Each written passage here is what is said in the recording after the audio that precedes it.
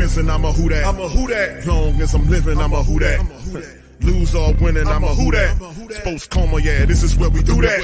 Where we do that, where we do that, where we do that, where we do that, where we do that. Boogie like Benson, I'm a who that. I'm a who that. Sports Coma, this is where we do that. Where we do that. Welcome, welcome, welcome. Somebody please better help. Running this thing like Elf. I thank God every day I'm not a felt. Go to YouTube Live with Big Q and the guys. If you ain't ride or die, the bandwagon get flipped. Been marching in, that was way for the ring. I was yelling out your shame for the championship. Fucking on Tampa, duck down. Falcons, pluck, get shut down. Panthers ain't much touchdown. The vision really belong to us now. So much hate on the Saints, you could probably tell. Ever since Bounty Gate hit the NFL, when things seem fishy and you probably smell the crooked referees or Roger Goodell. Buggy like this and I'm a who that. Every day I'm living, I'm a who that. Lose or winning, I'm a who that. It's the Sports Coma, this is where we do that. Where we do that, where we do that, where we do that, where we do that, where we do that. Boogie like this and I'm a who that. It's the Sports Coma, this is where we do that. You're listening to the Sports Coma with Big Q and the guys on the PRO Media Network.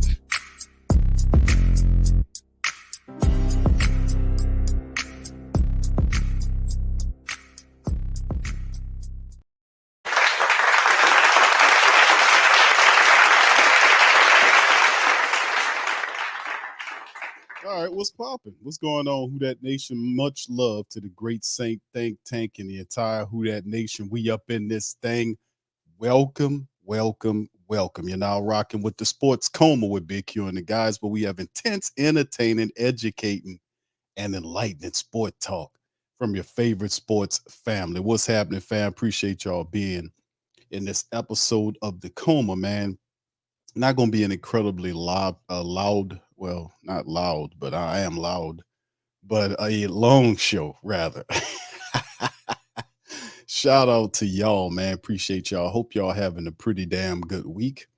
It's been pretty popping and busy for me. We're hump day, man. We on the right side of this thing, man. Big ups to the fam as we are kind of rolling toward getting where we need to be, man. Saints got that, that rookie, I guess you're going to call it a rookie. I won't call it a rookie mini camp, but it's coming up on May the 10th, which is, not too long from here. So we'll see what they got going on. But the Saints made a move today. They did ink a defensive back to the team. We're going to talk about that today. Also going to take a look at the unofficial depth chart. And we'll also take a look at the Saints salary cap situation according to Over the Cap, man. And plus we'll kind of get some Q&A from the family members today as well. So shout out to the family. Let me get you guys to do me a service. Please feel free to hit the like button. Feel free to hit the notification bell. And if you're listening to Twitter, via Twitter or X, whatever you want to call the damn thing, give me a retweet. If they're going to rename the thing X, shouldn't they rename the retweet thing? I don't know.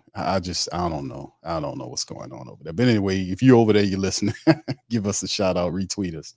Big ups to the fam, man. Appreciate y'all being in the stream. Also, shout out to the gram, man. We broadcasting over several different places. I don't want to leave nobody else. Our Facebook family, our Instagram family, everybody. We multi-streaming across several different platforms. So big ups to the fam. Appreciate y'all being in this thing. Now, listen. Big ups to the fam, Dana, OG Jerry, Brother Rock. Shout out to you, man. Good to see you. Say, what's good, Big Q?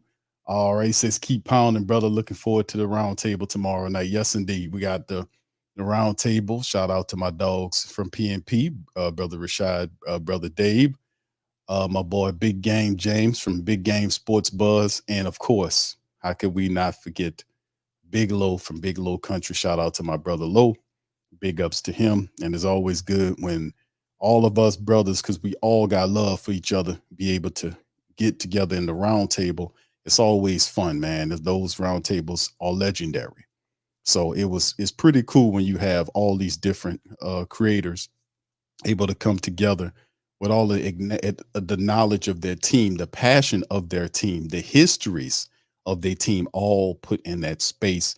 And then it makes it super, super cooler when all of those guys mesh and they have respect and love for each other. That's a whole nother level. That's why those streams are so terrific, man. So I'm looking forward to that.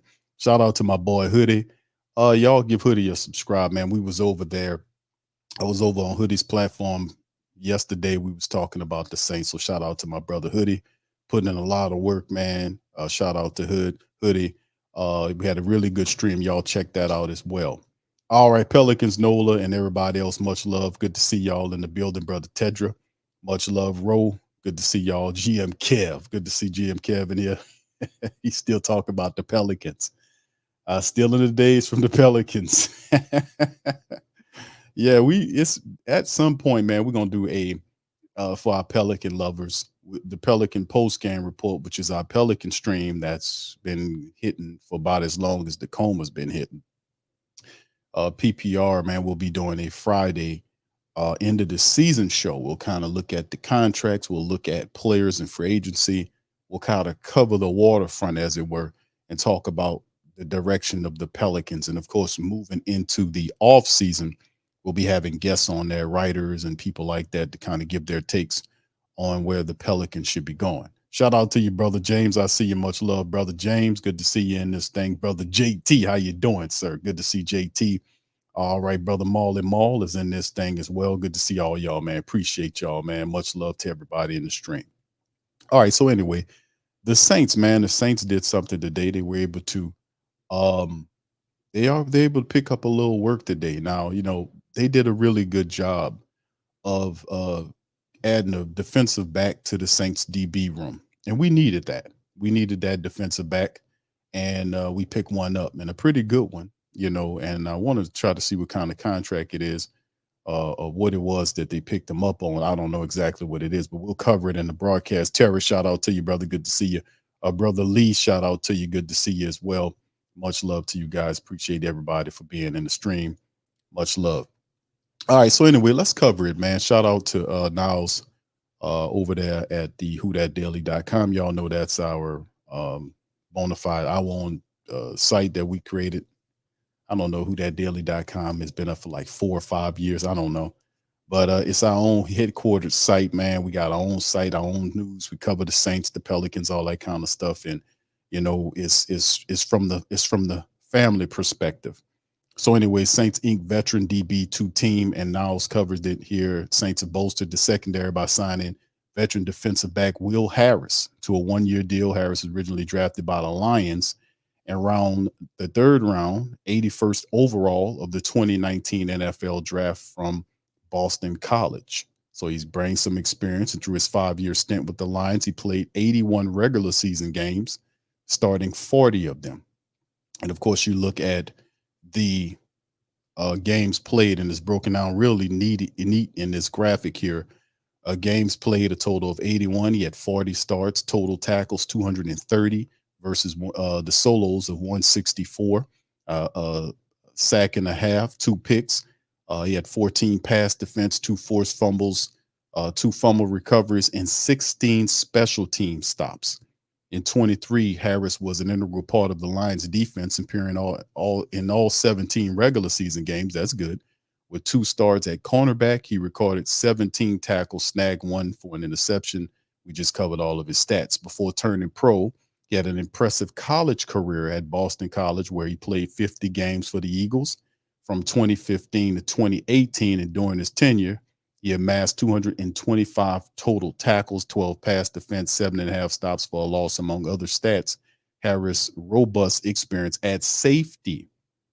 He has ability to cover in the slot as well, and is obviously a special teams player that can help there as well. A consistent performance in both regular and postseason play underscores his potential in the Saints scheme. Now, if you take a look at, let me show you guys another article, and this is from the Pride of Detroit website that talked pretty much about Will Harris in 2023, saying this is his free agent profile. Will Harris finally find his niche, because, he's a jack of all trades type of player. That's why and shout out to Niles, he said DB, because the Saints have it on their side that he's a cornerback. But the reality is this guy plays cornerback, he plays He plays inside, plays the slot position. He plays the safety position, and he's on special teams. The guy is correctly should be called a defensive back to me because he has the ability to roam in between rooms to do stuff, and he adds versatility. This is where his actual role was. Like in 15 starts in 2022, he had 52 tackles that year for Detroit, one forced fumble recovery. And this is basically a breakdown of where Will Harris played percentage wise. 68% of the nickel that year, 15% outside corner. See, he was inside and outside. He played box safety and played a little free safety. So 15% box, 2% free safety. This guy's a defensive back. You can use him wherever you see fit. And he also has a good degree of speed. He's a solid tackler. And the Saints were able to pick this guy up. They kind of consider him like a Swiss Army knife of sorts for the Saints. They even mentioned it in the article. They said it right here. Man, he really stepped in there and played well. Coach Dan Campbell said after the Packers game, guys, no, Will's our Swiss Army knife. Man, he can do a lot of things for us. We needed him to play nickel, and I thought he really stepped up and played a physical game, run and pass. And then you can see right here, not only did he play some of the best football we've seen out of him. This is Coach Campbell talking now. But the secondary overall suddenly looked more capable of slowing opposing attacks. Check out these stats. Now it shows you his week 8 stats and all this kind of stuff. It would be foolish to attribute all of this to him at Harris' performance. However, his presence certainly provided some stability to a position that had struggled for the first half of the season. And so then they kind of look at his project. And of course, his outlook for 2023 as an unrestricted free agent is to sign with the Saints. But this was done a ways ago, before knowing where he would go after the draft and all this kind of stuff. So this was a good pickup for the Saints, a very solid pickup for the black and gold. Y'all feel free to chime in the chat. Let me know how y'all feel about Will Harris signing over to the team. And the Saints are ultimately going to decide to use him wherever they feel they need to use him. Me personally, his usage should be in the safety room. No doubt about it. There is a lot of need for a veteran safety there. Now, Jonathan Abrams there. We know JT Gray's there, but JT Gray, no disrespect to JT Gray. I respect JT Gray, but JT Gray is not a very good safety. I'm just going to keep it a buck. But that's a trend that the Saints always had. They always had a guy that played that was a special teams phenom, but couldn't play his position where he came from. Let me give you some examples outside of JT Gray with the safety position. You had Chris Banjo, who was a special teams ace out the wazoo, but his position, his safety position, if Chris Banjo was out there, man, listen, that wouldn't be a good look for you. And then there was Justin Hardy. Justin Hardy was another guy who played cornerback. Justin Hardy was a special teams ace out the wazoo, but he was not a very consistent and good cornerback. If Justin Hardy was playing cornerback for you, I've seen many games where Justin Hardy got his lunch money took. He went home hungry, so you need depth like this. And this was a good signing for the Saints because Will Harris can jump in wherever you need him at. If there's issues going on with the secondary, with the cornerbacks, he can slide there for you. He can play outside and inside. If there is issues at the safety level, either the free or the box, he can play that for you too. And listen, safety is where he needs to be. We know Jonathan Abram had a pretty decent season last year. And really, if you look at the safety room for the black and gold, we're wanting. And this fits a great need at the safety. And like I said, he's like Coach Campbell called him in the article I showed you guys, a Swiss Army knife. Well, we got 2 Swiss Army knives. We got Taysom Hill on the offense, and we got Will Harris on the defense. You can never have too many Swiss Army knives, for real. You really can't. Anyway, let's take a look at the unofficial depth chart right here, fam. Let me show y'all this unofficial depth chart for a second. And this kind of shows everything. And let me kind of scroll on down while Will Harris was added at. And of course, they have him listed as a nickel back right here behind Alontae Taylor, which in a pinch, he could step there and play. But really, I think his futures, you can see behind the safeties of Tyrann Mathieu and Jordan Howden. You see Jonathan Abram here, JT Gray, Lawrence Johnson, and Millard Bradford. These are undrafted free agents, college free agents. And right here, that's listed here. But he can slide here and be a player for you there. So, I mean, like I said, Will Harris is a good addition for the black and gold, man. So I credit the Saints. Shout out to the Saints, man, putting in some work, man, adding some good talent, man. And of course, I want to kind of look up his contract and see what Will Harris. I don't think his contract has been released yet. If it has, y'all let me know. I didn't see anything on Will Harris's deal. I don't. They didn't announce how much it would cost. And currently, if you take a look at this, let me see if I could pull Will Harris up on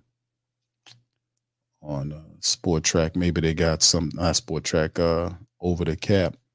Maybe they got something on them now. Hold on just a second. Let me take a look, fam. Yeah, see. They might have updated it. Let me see what they got going on. All right. No, they haven't. No, they have not. It's not from what I know, it's not released yet. But anyway, looking at the Saints cap situation right now, as you can see right here, the team cap right now is 7.7 million, just over 7.7 million. Matter of fact, it's almost $7.8 million. To be honest with you right now, for what the Saints have. Remember, the modus operandi of the Saints at this juncture of time is to ultimately get ready to start signing their free agents. I mean, not they're free agents, veteran wise, cheapers, but also getting the draft picks under contract. That's the big thing. Getting Talisi Fuaga under contract, getting Kool-Aid McKinstry and the rest of the guys under contract. And usually the way it works is we most of the times work from the back, going up, getting the lower picks signed, and then ultimately getting the first round guys signed. So that's the modus operandi of the Saints right now, working to try to get the contracts done with the draft picks so that we can kind of move forward. So the Saints going to take a piece of that money for that.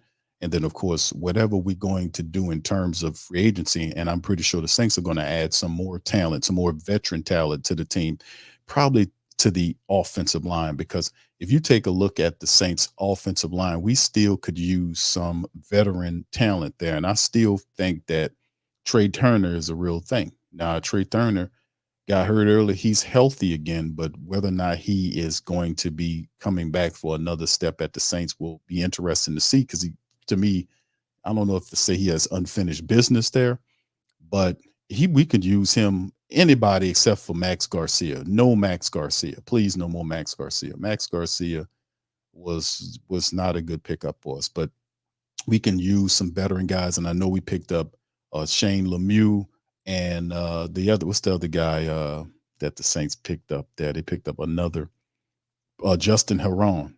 They picked him up as a tackle prospect, but Lemieux is the guy that a lot of people's looking at. If he can stay healthy, he might be a steal for the Saints. Shane Lemieux, he might be a steal for the Saints if he can stay healthy, because he had some really bad luck over the last couple of years with injuries, that he get these injuries and it takes him out for the rest of the season. So if he's finally done with all that, he can stay healthy, he can be a big help and a surprise for the Saints if the guy can stay healthy. So they're kind of gambling on him because he had all these injuries. But if he can remain healthy, that guy might be a jewel right there, a solid signing for the Saints. So we'll just keep an eye out on that moving forward. So very interesting, man. Very interesting. Like I said, like the move, the Will Harris move, like it a lot. And like I said, he covers cornerback. He can be your cornerback. He can play inside, outside. He can play both safety positions.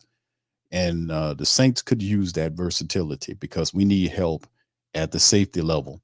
And then, if injuries start impacting our cornerbacks, we got a veteran that can step in there along with Kool-Aid to help out. So great move by the Saints. I give this one a thumbs up, man, big time.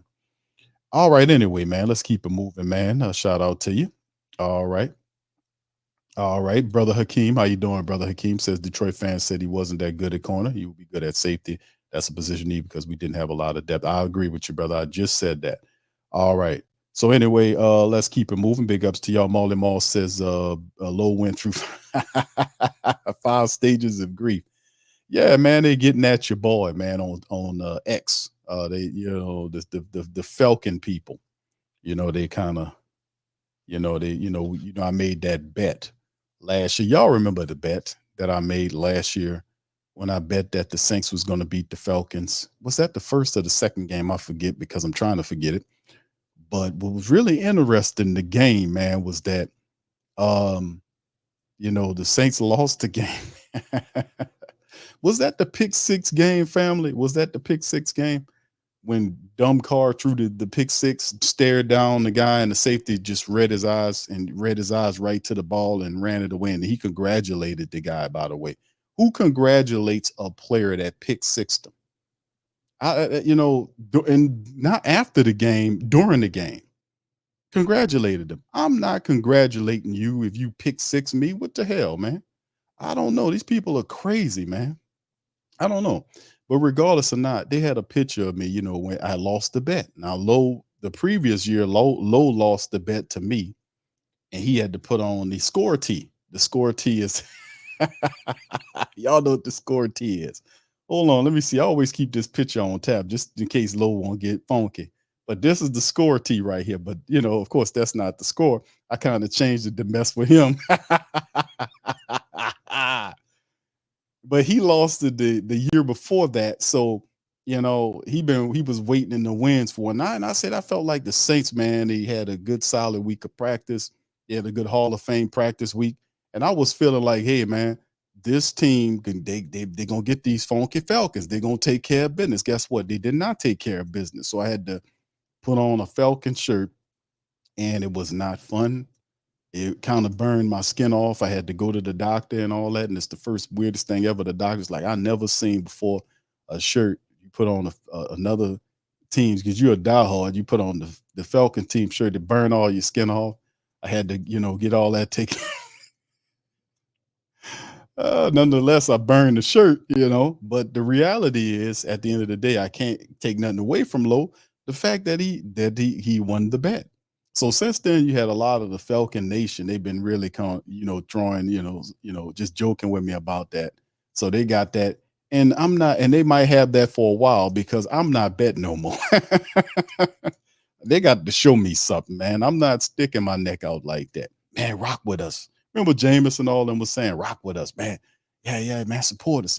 And I said, you know what, man? They look like they can beat these folks. Let me see what they can do. Guess what? They ain't do a damn thing. They lost, and there you go. So it was kind of garbage time. And at the end of the day, man, your boy had to put on the Falcon shirt. So that stunk, man. That really stunk. So I might hold that L a little longer until I feel I feel some kind of way about this Saints team, man. But listen, listen, I just think, the Clint Kubiak thing, I've been looking at his interviews, whatnot. I really would like to see more from Kubiak in terms of, I want to know his discipline approach. I want to know things like that, because this is some of the stuff that we need to happen for the offense, because I think the defense as it stands have way enough resources there to be, decent, more beyond decent, right? They added Chase Young, and if he remains healthy, he brings an additive to the opposite side with Carl Granderson there, right? We got a fresh Cam Jordan firing off at the situational role, keeping him fresh. You got a really deep rotation of defensive ends if you want to use that. You got help now, picking up some help interiorly speaking with the defense now. Malcolm Roach out, and we probably have, I would even say, is Christian Boyd an upgrade over Malcolm Roach? I mean, it's too early to say that right now. Malcolm was an undrafted guy, but Christian Boyd, this dude could be something really special in the interior of the defensive line. And what do the Saints do with Tanu Passanio? We know Passanio they play him more outside than inside, but is this finally the year that he plays more inside than outside based on the fact that we got like a million defensive ends here? Do Tanu finally shifts inside more? and we'll see how it shakes. But the defense overall, Willie Gay competing with Pete Werner, that is huge. That's going to be huge because later on, Dennis Allen dropped that little giblet of information some time ago about Willie Gay competing for a starting job. And I'm thinking, okay, who wants the third string linebacker job? You play the modified nickel 3 cornerback set 97 and 98% of the time. Who wants that? Saying now we're talking about competing for a starting job. Well, he ain't taking Demario Davis's job. He ain't doing that. He's going after Pete Werner. So if that's the case, then man, that is a major upgrade for the Saints insofar as athleticism to have Demario Davis there and then have Willie Gay, his speed and all of his all of his experience as well, have that championship pedigree, and that it just great vibe that he brings. And then you have him there. And then guess what? A lot of that stuff that we've seen with these mobile quarterbacks able to scramble around and we can't get to him. If Chase Young is healthy and he's working with Carl Granderson, we got some athletic ends to get after you. And then Warner, we keep Demario and Willie Gay clean and keep those offensive linemen occupied. You could see a lot of that stuff with these scrambling quarterbacks that disappears. We got athleticism to track these guys down and put them on the ground, baby. That's what I'm talking about. So the defense to me, and if you look at Will Harris filling in, whether they need him, looking at him at the safety position, if stuff happened, they could put him in the cornerback role and all this kind of stuff. So we'll see what they can do. Plus, I want to see when you get our secondary coaches, Joe Woods is the defensive coordinator, but he resides in the cornerback room. We got our other secondary coach, Coach Marcus, doing his thing with the safety. So I'm really enthused. I know the defense has definitely had some pieces at all levels that can really Kool-Aid McKinstry. He's going to be special.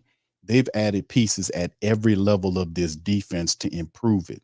So they have some weapons there. Now, the caveat is I'm looking at the offense. The offense is the problem. We need to get the offense together, and can Clint Kubiak get that going? So I listen to his interviews. I hear him. He got a quiet confidence and a quiet, confident demeanor. He has a good head on his shoulders. He was talking all the right stuff in the interview. He started off by saying, we got to run the ball. We got to get ready. We want to run against 8-man fronts. We want to make sure, we establish an identity and run the ball. So he didn't even mention the pass. And I was like, that's what I'm talking about, baby. That's what I'm talking about. We need to get that running game together and let Carr operate on the back of that running attack. If you get that running attack going, you're going to see the Saints win some games. You're going to see the Saints win some games, man, because we got the runners. We got Elvin. We got Jamal. You mean to tell me Jamal, who 2 years ago had 17 rushing touchdowns for the Detroit Lions, had one last year for us? Man, let me tell you, if this line gets together, I ain't saying he getting 17, but Kamar, Jamal Williams, Kendre Miller, and you throw Taysom Hill in there, man, listen, they got the horses to make it wake. They got it. They got the horses. So looking proud. So that's the big thing I want to see, man, and see how that all works too. So, and plus a ton of really good prospects to look at. Platinum Edition, shout out to Platinum Edition, says Hulker is going to be a monster. You absolutely right, bro. If you take a look at the Saints undrafted guys, I mean, you could basically see some of them, if they stay on the code, keep ascending like we seen their games are doing, we could see some of these guys step into a solid reserve role and might even play if injury occurs. Like Hulker could be a dude that do that. He steps right past Michael Jacobson and Tommy Hudson, these two practice squad players. Taysom's more of a flex player. They use him all over the place.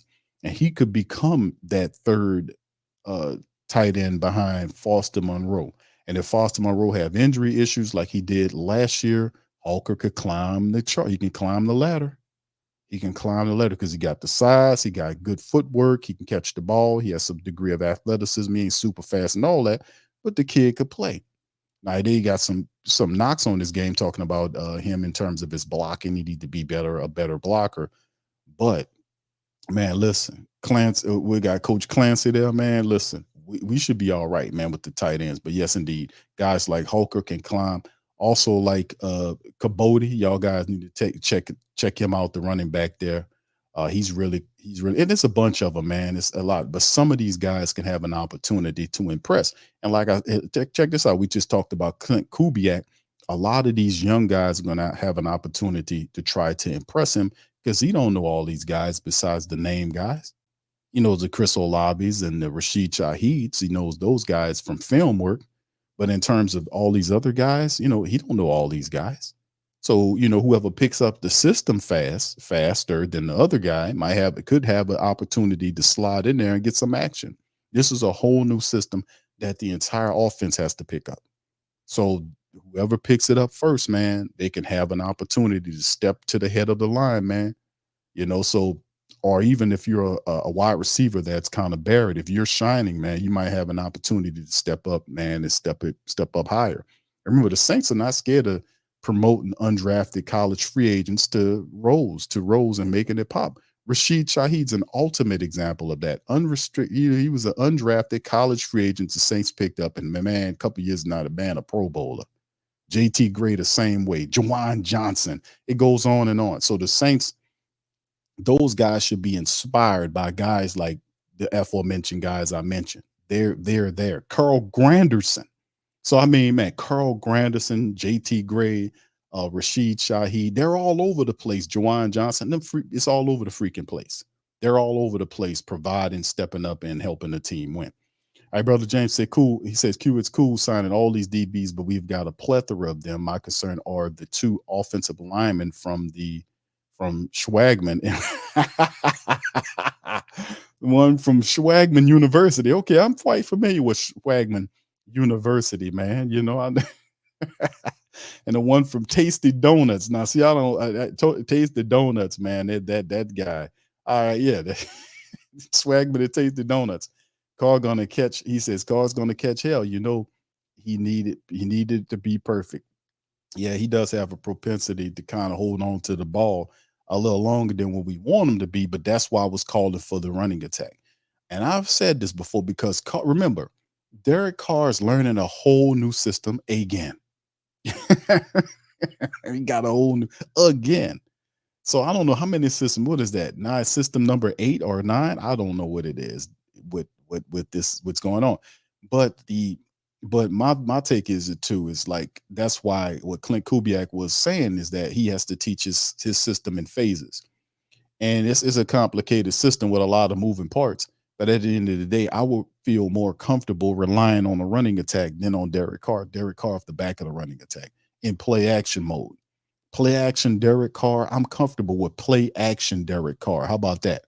Is that a thing? Play action Derek Carr. We seen Derek Carr in play action late last year, and he looks pretty decent. Play action Derek Carr. Play action Derek Carr off the back of the running attack. Off the back of the running attack Derek Carr. That's the Derek Carr that I think has the most success because you want to limit his touches and his attempts per game. I want to rely on the running attack until the system is better understood by the quarterback and others. And I feel confident in Alvin Kamara, Jamal Williams, Kendre Miller, guys like that over Derek Carr. I don't want, Derek, go out there and win us the game. No, you better not do that. He got to learn it like everybody else, but I'm more confident in Kamara than in Carr. I'm just going to keep it $1.16 with you on that. Brother Tedra says, why do I still want another defensive? Yeah, pass rush specialist maybe. Come on in, Cam. Spot on third downs. I don't know, bro. Maybe you thinking somebody gonna get hurt or something. You know what I'm saying? Maybe maybe that's what you feeling, Tedra. Is that you feeling like, man, listen, man, we signed these guys, but hey, Q, Chase Young is banged up. He having neck surgery. That's not like you having some itsy bitsy surgery. That's pretty serious. Somebody, operating on your neck. It's like, yeah, he just got to have neck surgery. He'll be fine. What? The dude having neck surgery. That's serious. So I mean, we're gonna see, man. But maybe you feeling that, bro. Cam had the foot issue. They're saying he'll be 100% by camp. And then, of course, the unprovenness of Peyton Turner and Isaiah Foskey. Maybe that got you nervous. That's probably what it is, bro. Because we got a lot of guys there, but behind, Cam's getting older.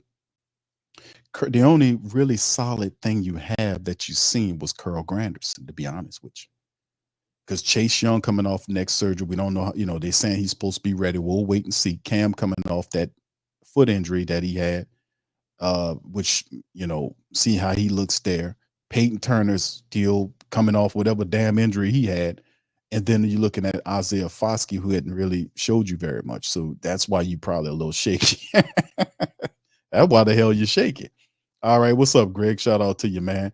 All right. Yeah, it's really interesting, man. What's up, Quavader? Shout out to you, bro. Y'all got any questions, throw it in the chat.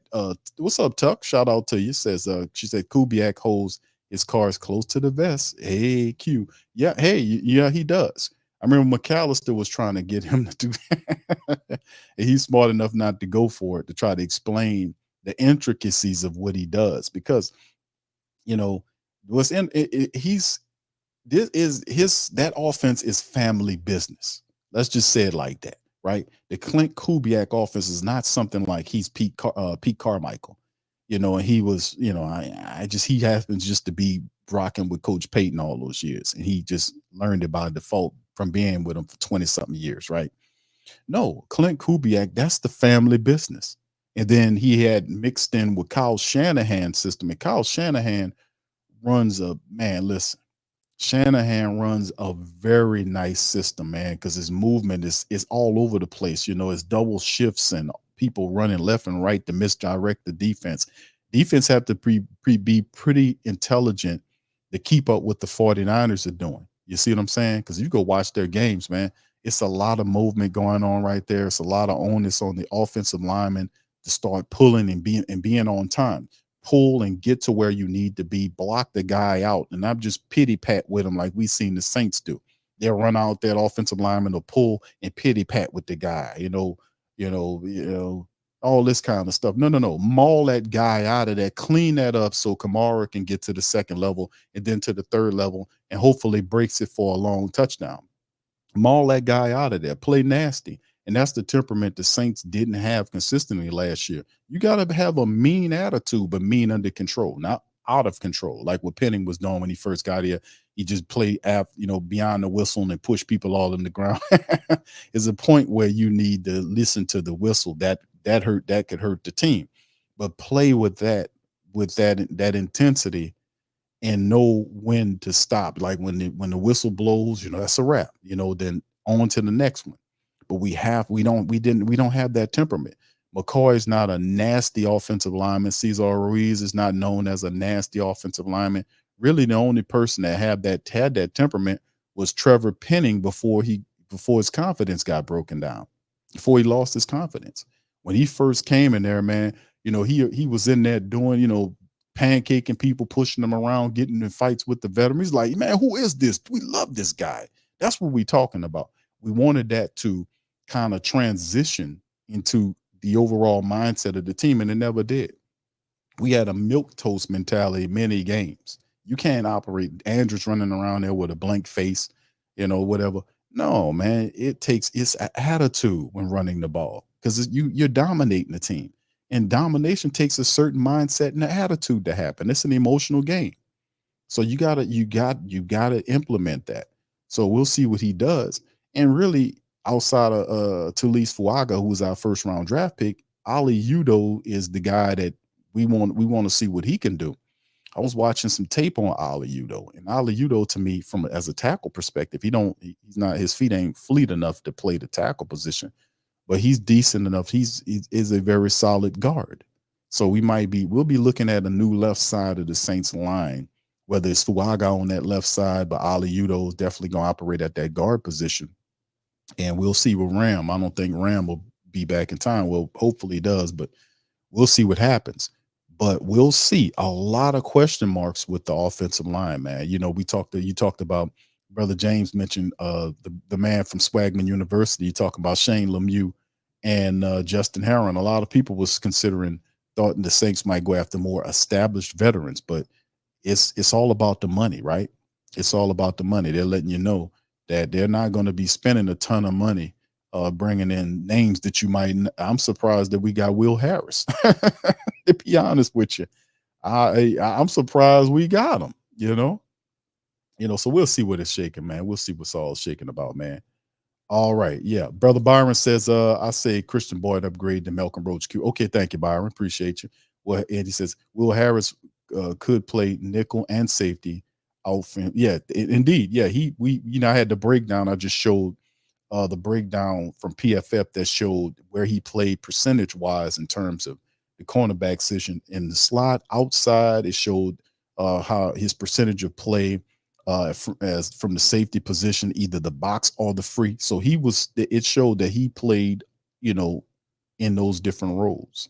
And usually when you're a jack of all trades, you know what that means. You're not really particularly great at one thing, but you can do a number of different things well. So the team uses you. So it's always good to have that type of player that fits in there. So I'd rather have them than not have them, because if you look at the safety position, if injuries start impacting us there, boy, we go down. It's a huge gap between your starting safeties and where your backups are.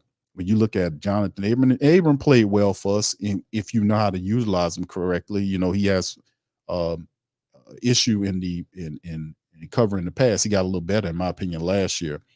Coach Robinson was working with him there. But, Abram's big thing is playing around the line like a linebacker. He liked to come up and knock the piss out of you. So, I mean, that's why I like Jonathan Abram. I like that instinct that he has. But playing, dropping back in the pass, he's gotten a little bit better with that. But, if injuries start hitting us, we know Tyron's getting up in age right there. We know Jordan Howden is, relatively, he's new to the game besides what we've seen him do last year, taking Marcus May job. It's always good to have a veteran back there who can step in and help in the pinch. All right. Shout out to you. There go Lo right there. What's up, Lo? Shout out to you, Lo. Good to see you in the chat, man. We're gonna talk to what in the world, Bo? My brother Lo. Shout out to you. All right. So anyway, any more questions, fam? Before we the defensive end position, man. I feel y'all on that. Brother Hakeem says, gotta play Shaheed in the Debo next year. Kamara needs a new deal next year, too, unless the writing is on the wall from him with Kendre Miller. Guess what, Brother Hakeem? You are absolutely right, sir. Guess what? These Saints, if you look at the Alvin Kamara contract, man, you look at his age and things get a little creaky when they start getting closer to that 30 mark.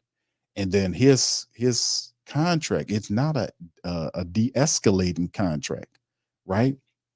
Let me see if I can pull that up so you guys can see what I'm talking about. Because Alvin Kamara, right? It's one of them type of deals, man. Like they kind of worked on it. See, they kind of did it where they worked on, but he got a lot of voided years coming up and they kind of reworked them. But the base salary goes up $12 million. So as he hits 25 in 2025, he hits 30 that year. And here it is right here to kind of accentuate the point that Brother Hakeem is touching on in the chat. You look at Alvin Kamara's contract for this year, it's 10.2. Now we know, some other stuff is going on there, but if you take a look at the 2025, when he turned 30 years of age, it's 22.4 mil. They're not going to pay that. So, and then you can see there's voided money already kicked into when he turns 31 and 32. So they owe him, the prorated signing bonus, all that kind of stuff. So it's just, you got to think on it at that point, right? Alvin Kamara, we've been having Alvin Kamara here for a while, but when they get closer to that 30 mark, you got to be thinking, man, Kendre Miller might see more, because it's hard for me to see the Saints giving Kamara another fat contract. It would have to be something that's catered toward the team. And will he be willing to do that? He probably would find greener pastures elsewhere, but eventually we know this is going to happen. We don't want to see it, but right now, Kamara right now is good, but you got to look at the cap ramifications, and the Saints are ultimately plan, and Mickey told us, right? Mickey Loomis told us in the press conference this year and in 2025, the Saints are taking more of a conservative approach. That applies to a lot. Because also you're looking at 2025 with Elvin Kamara, Paulson, Adebo also in 2025. So a lot of stuff get to shaking and popping, man, when you start looking at the contracts, man. Really, really though. All right. Thank you, Brother Hakeem. Yeah, that's a big part of it, man. You're looking at the contracts, you're looking at the years and age of the player, and you know the mentality of the team. Now, we love Elvin Kamara, but not at that rate when he starts hitting 30 and all that. And I'm pretty sure somebody in the NFL might pay him more than the cash strapped Saints. They're not going to be looking to tie themselves, or they're trying to go in the opposite direction than what they've been going to stay viable. So we'll see how it all shakes and pops. All right. What's up, King Chosen One? Shout out to you. How you doing, Chase? Good to see you in this thing as well. Big ups to you. All right. King Chosen One says, Q, you see Kool-Aid take Alonte's spot this year. I don't see that happening, bro. I don't see Kool-Aid taking Alonte Taylor's spot right now. We know Alonte, the idea when he first came was they were looking at playing him at the safety. That went away fast once Chauncey Gardner-Johnson got traded. And remember, history is kind of repeating ourselves. We got to remember the ebbs and flows of this thing, because the situations repeat, but the players change. You see what I'm saying? The players' names change, but the game stay the same. I'm telling you, we had the same conversation last year with different players. Alonte Taylor went through a year where he struggled. The year before that, that was Paulson Adebo went through the year when people say, Q, he stinks. We got to get him out of here. I say, nah, he's going through a sophomore slump. It happens to people for real. That's a real thing. But what did he look like last year? He was the best cornerback you had. And people vastly forgot about that. I'm saying the same thing gonna happen this year with Alonte Taylor. Don't sleep on Alonte Taylor. He struggled last year, but Alonte's always been a person, or a player rather, that's intelligent about his business, and he's solid as he can be. So don't sleep on Alonte Taylor. I expect him to have a similar progression as Paulson Adebo had. You know, we didn't choose wrong with Alonte Taylor. Alonte Taylor is the real deal. And this year he'll show what he can, he'll step up, and you'll see a improvement, a really good improvement. I'm gonna say a vast improvement, but you'll see a similar progression like you've seen with Paulson Adebo. Alonte Taylor's is not a bum, I don't think. And Kool-Aid McKinstry is going to help when guys start getting hurt, because that's the thing. How it's a very rare thing when we see all of our cornerbacks play an entire season, because of the system that we roll. It's not like we rolling out 2 cornerbacks every game. We use 3. And sometimes stuff happened, like what happened with Laddie Daddy last year when he got rolled up on, and then he was lost. And then, we seen Isaac Yiadom step in there. Isaac Yiadom had a lot of playing that happened for him last year that helped him develop even further. And he got a little contract from San Francisco 49ers for that. But Kool-Aid McKinstry is a guy that can come. He will play because of injury. And also he provides an insurance policy in case Paulson Adebo in 2025, the Saints won't go in a different direction, because they having issues monetarily speaking. It's a part of the game, right? What's up, Kevin? How you doing? All right. Bronze, how you doing, sir? Shout out to you. Appreciate you. Tramal says, Q, you read all those? All of them except see the blue one I'm pointing at right there, the blue one right there, except for that one, brother. I didn't read that one, brother. Yeah. All of them except for that blue one right there, brother. That one right there. I ain't get to that one yet, man. I was too busy. Yo, what's up, fam? Can you too? You says, Q, I chilled out after a bit of reflection on the draft. Safety is a financially cheap position right now. They got a lot of safeties out there, but I think this is probably going to be what the Saints do. But I wouldn't expect a vast, signing like a bunch of really, well-known people that you're going to get. I mean, well-known people like Chase Young was probably the flashiest signing that you had, because Chase Young, if he's healthy, he's dangerous. We got Chase Young because he was hurt. If Chase Young was healthy, you wouldn't have got him. Why? Because Carolina would have signed him. they would have gave him the contract. Remember, they traded away Brian Burns. They traded Burns to the Giants. They needed a guy that can come in there and play. So a lot of these guys, like it's it's a unique circumstance, right? You wouldn't have got Chase Young if it wasn't for him being hurt. You wouldn't have got him. But if he gets healthy, you get the blessing of having Chase Young because he's dangerous healthy. You got Granderson and Chase. See, that's the thing I'm thinking about. Like the Saints defense, man, speed is the key here. The Saints defense speed. Finally, this could be the year which the Saints eliminate the remember for years we've been that hamstring that we've been having was the Saints defense, or that Achilles heel rather, was the fact that speedier quarterbacks, scrambling quarterbacks would eat the Saints lunch, right? For years. And we was like, man, we need to do something about this, man. Every damn year it's the same thing, right? So the Saints did two really good things. They spent even more resources on the defensive line, getting Chase Young, if he can be healthy, and pairing him with Carl Granderson. And then they went about, just this year, because we could talk about what they did last year when they signed Nate Shepard and Colin Saunders. They drafted Brian Bresee. This is part two of that, too. They knew Cam slowing down. So they got, just listen. The Carl Granderson and Chase Young pairing is ridiculous if they're healthy. If Chase Young is healthy and Carl Granderson gonna do what he do, but that's absolutely silly if you think about it. Chase Young is dangerous when he's healthy. And you mix and you don't have to overuse him. You throw Cam in there and you can roll Cam inside certain plays and wherever you need him to be to provide pressure. It's going to be ridiculous. Plus you have you have, like we talked about, Christian Boyd filling in for the Malcolm Roach role. The dude is his first thing is he's a run stuffer. You're not going to be plotting and pushing him out of there. Him or Brian Bresee. And ultimately, I want Brian Bresee to take a job and be next to Colin Sanders, move Shepard to the reserve, because I think he's better at the reserve than he is there. Brian Bresee, we need him to take that step. But Christian Boyd's there. And don't leave out Tanu Passanio. Passanio is going to be involved inside the interior defense. And he's a monster when he plays inside. He's 6'7", 300 pounds, and they're batting the ball down, causing hell. So I'm really excited about the Saints defense, the front seven. If they can stay healthy and remain healthy, Chase Young can stay healthy, and then they're going to be special. And not to mention Willie Gay. Willie Gay is a key to it. Chase Young and Willie Gay, those two dudes are the key to stopping that Achilles heel that we suffered for so long with those mobile QBs running around on us.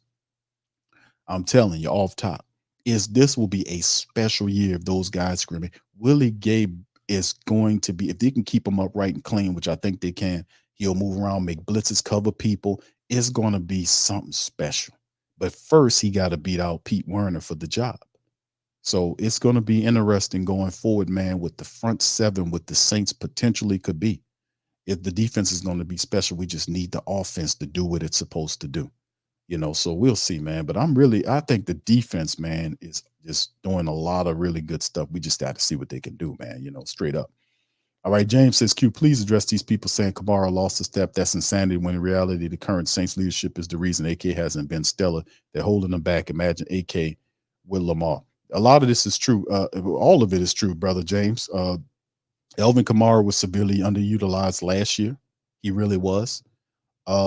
He was underutilized the year before. And Alvin Kamara hadn't been Alvin Kamara in a while.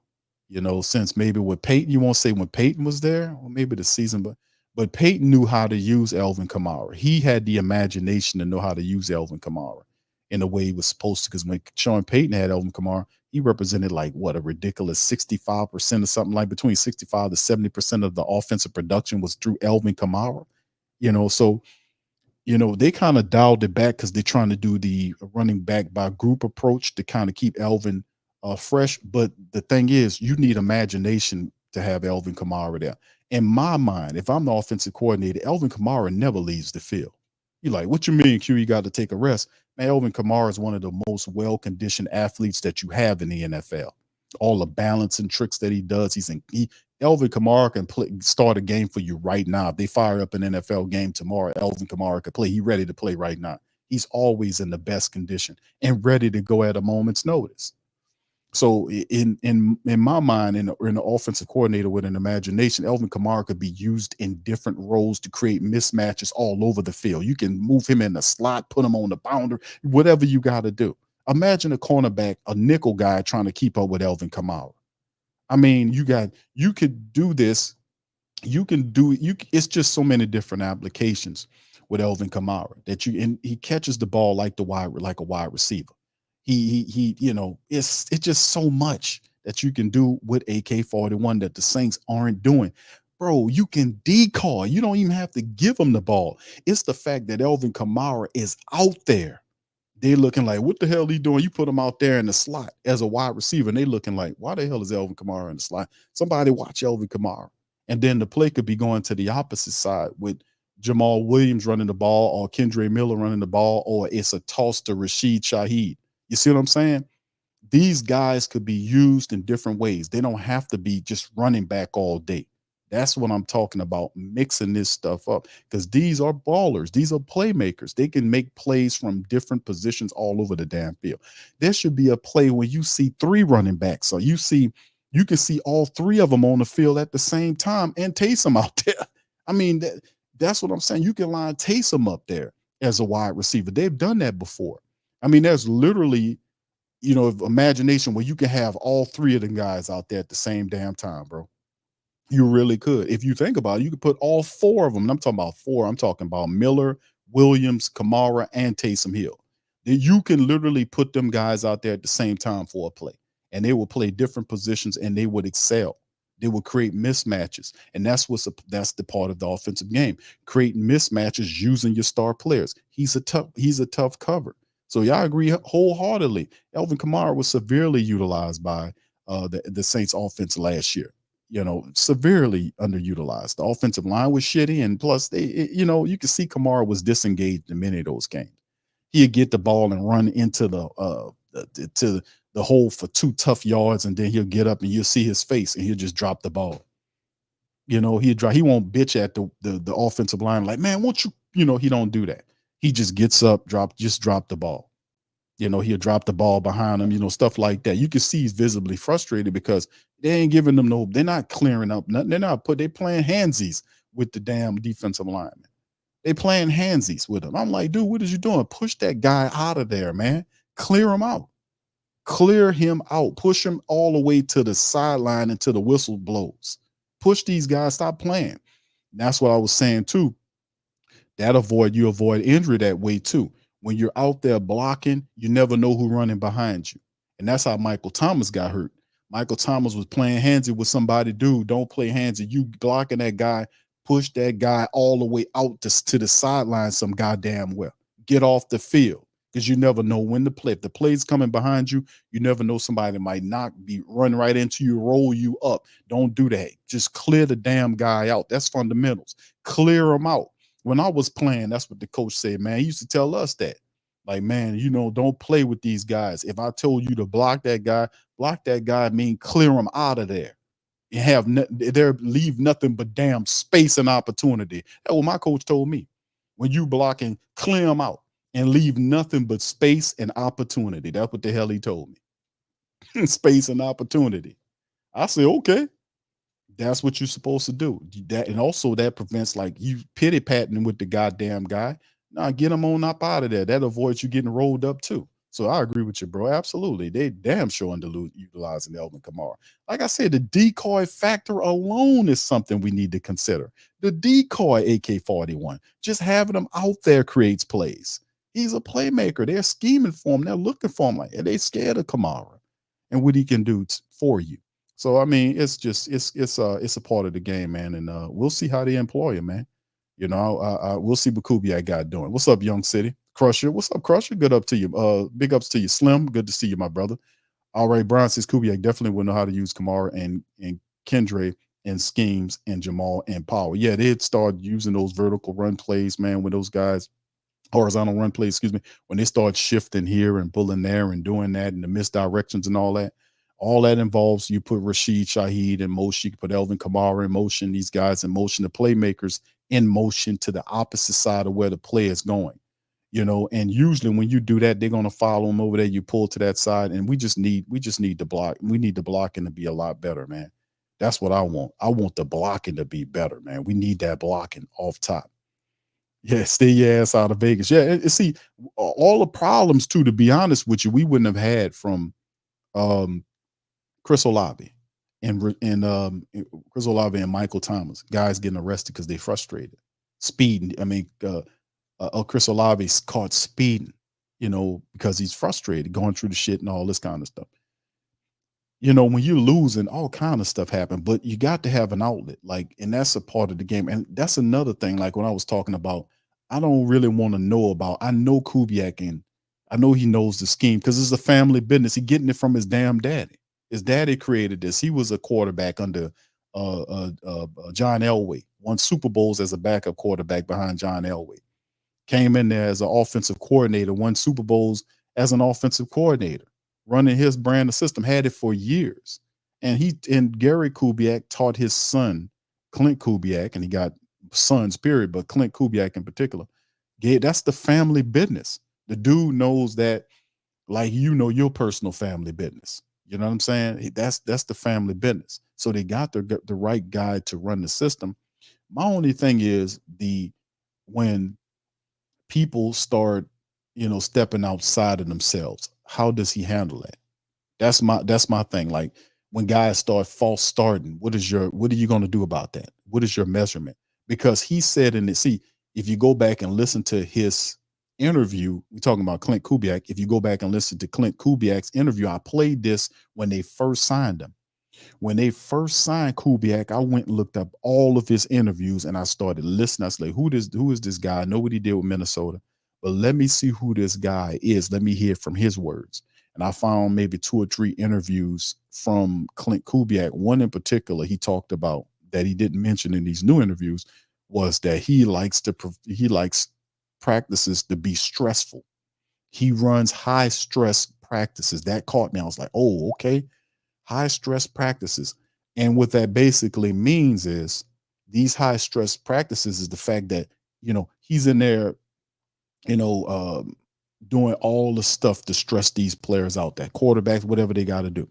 And the reason being is because when game day rolls around, the pressure of the game day won't impact them as much, so because they're used to the pressure in practice. And I just thought that was I was like, that's very fascinating, because we need more of a up tempo practice, like the Saints practices. Like we seen all this last year when we heard all of these weeks of, man, we had really good practice. The team had, and then they go out there and lose 2 games in a row, 3 games in a row. How you having Hall of Fame practices? I started nicknaming them Hall of Fame practices because I never heard him say anything about a bad practice. Every practice is good, but it doesn't translate on the field. We got an issue right there. So when you break it down and you look at it, I was like, man, I love the idea of having a high stress practices, because what that means is guys got to get on their square. And I want to know what his measurement is, or what his technique is, rather. That's the word. What is Kubiak's technique when guys step out of line and they don't want to handle their business? What is his technique? What does he do when guys are false starting? When guys are involved in pre-snap penalties, concentration issues? What is Kubiak's technique to deal with that? What is his technique to deal with accountability issues? How accountable are you, Mr. Kubiak? And how accountable do you believe your team should be? What is the level there? That's what I wanted to know. I know the man, when Deuce was asking him about this play and that play and all this kind of stuff, trying to, I don't care about that. I know he can do that. I mean, I know he can do that. I know Gary Kubiak gave him that aspect. I'm more interested in that aspect of it, because that's what our team needs offensively speaking. They need accountability. They need somebody that's going to make them do what they're supposed to do. And when they don't do it, they lose time or something like that. What do you do? That's what I want to know from Clint Kubiak, fam. That's what I want. I know the man can coach. And I mean, in terms of coach his technique, I know he can do that. Shit, I know he can do that. He's a coach's son. I know he got the game where other guys ain't get the game. That man gonna make sure his son have the game. You better believe that. All right. So yeah, it's what it is, man. It's that's how I go. Alex says Tyler should play right. Ram shouldn't be counted on. I don't think Ram is counted on, bro. I think Ram y'all chime in. Let me know. Y'all guys think y'all might feel a little differently. Y'all engage with me, interact with me on that. What do you guys think? Y'all put it in the chat. Do you think Ramczyk will be able to play this season, for the Saints again? Or do you believe that it's the end of his career? Y'all let me know in the chat how y'all feel about that. What do y'all think? Because me personally, I'm gonna tell y'all my thoughts after I hear from you guys. But I've said it quite before, about Ryan Ramczyk. He's a big piece to this. And like I was saying, man, I kept bringing up Ramczyk's play before they broke all this news about his degenerate knee issue. We know he was having knee issues, but they didn't tell you it was career threatening up until not too long ago. And I'm saying, like, you start really hearing it because you know people was questioning why he getting so much rest. What's wrong with Ramczyk? He acting like he old or some shit. What's going on here? That was happening before the news broke, and I was thinking this happened some time ago. He been dealing with that knee. He been dealing with that knee, and it happened. I'll tell you, that something gonna happen. Not too long after he signed that contract, when he got that big contract going into, that after his rookie contract expired, he got hurt, and then ever since then it's been downhill. He been a shell of himself. And I was like, and it really, I should have known something was up. And I kept thinking to myself, I was picking at the topic, which was, why is Ramczyk playing the right side? I made a big stink about that.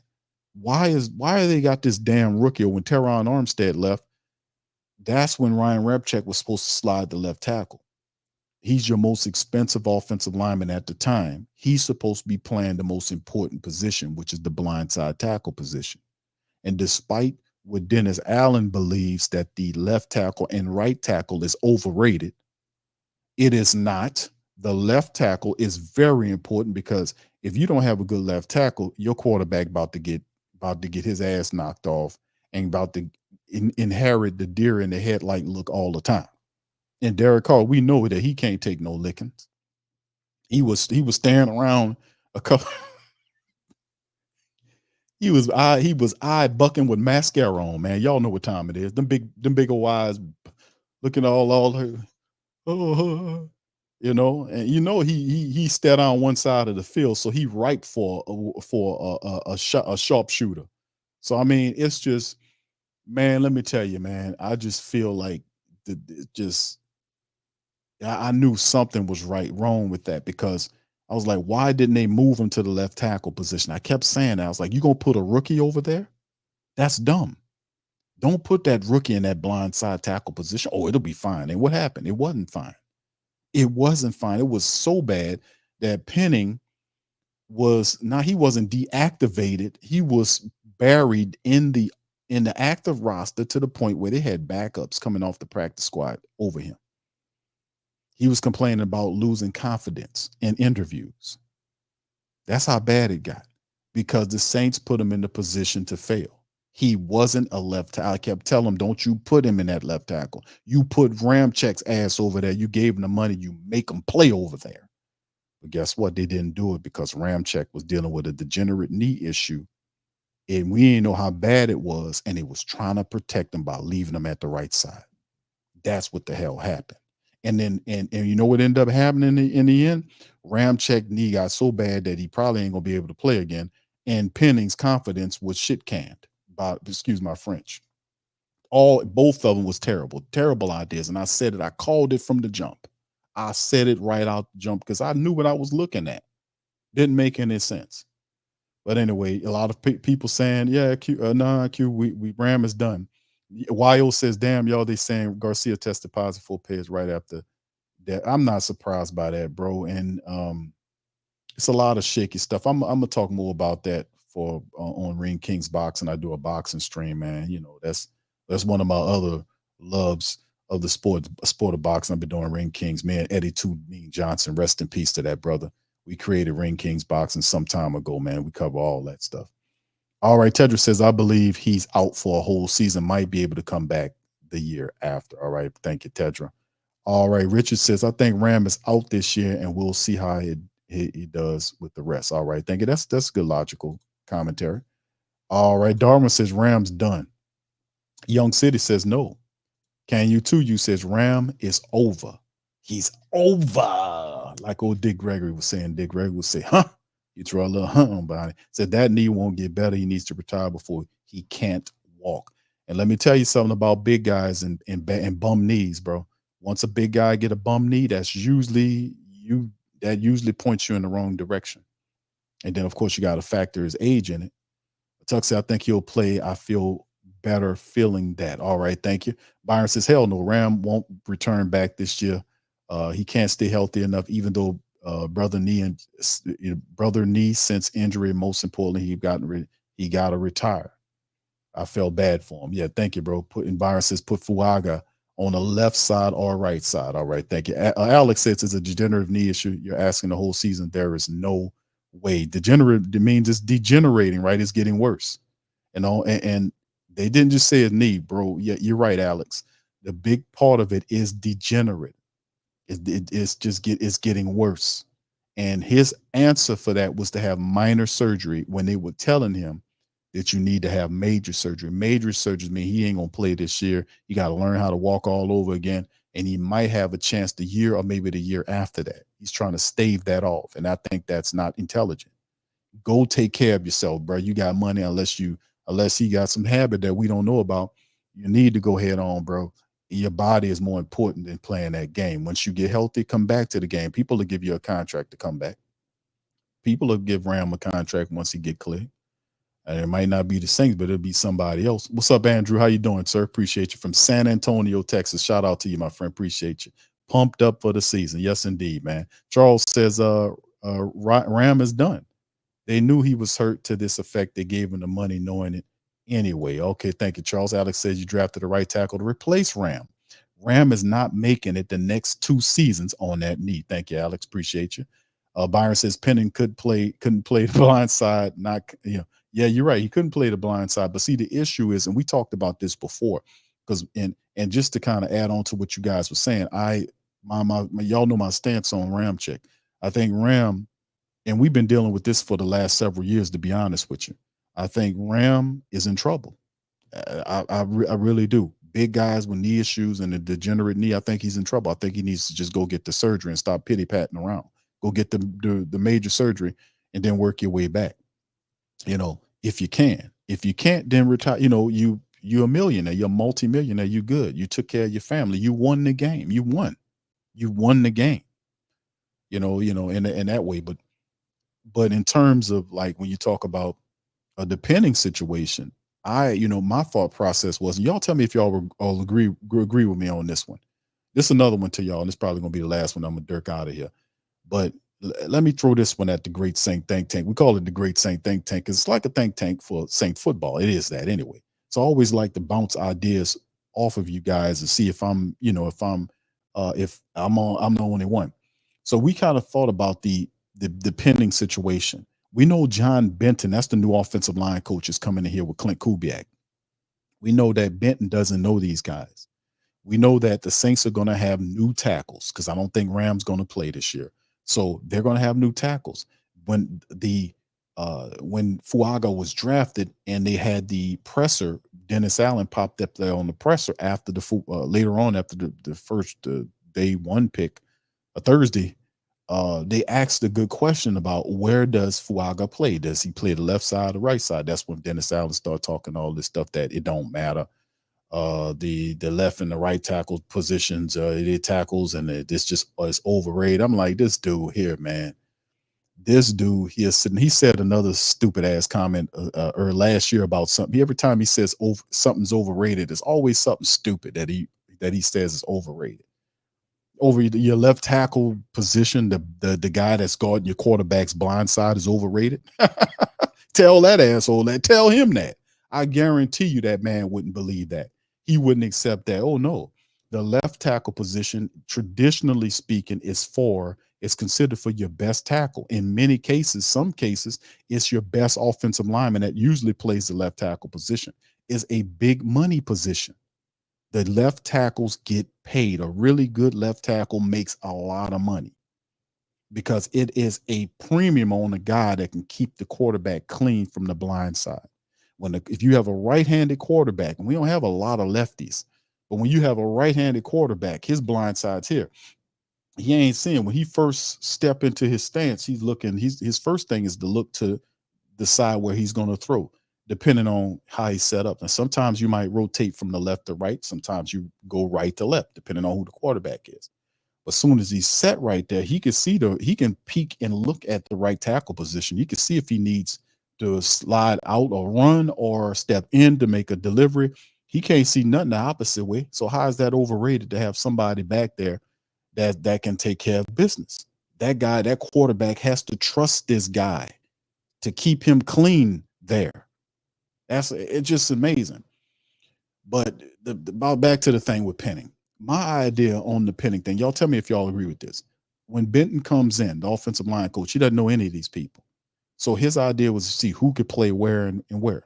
We seen how Penning looked at the left tackle position when he played it last year. It was horrible.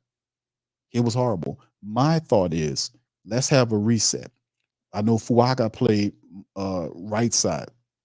Let's have a reset and move Fuaga to the left side, Penning to the right side. And that way it's like a mental reset for Penning. It's not like he's going back to a position where he was ridiculed, severely demoted, and lost his confidence.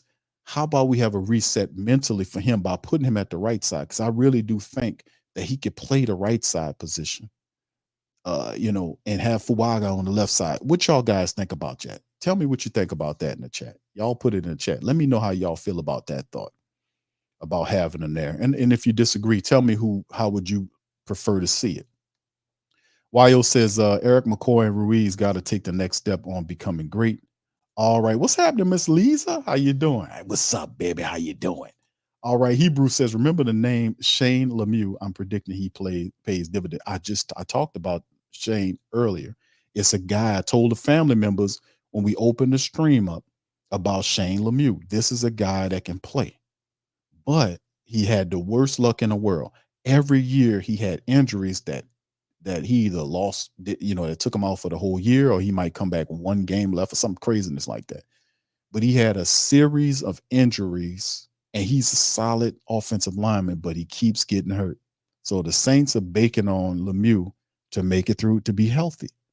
And if he does, the Saints might have something special in that guy. He could play.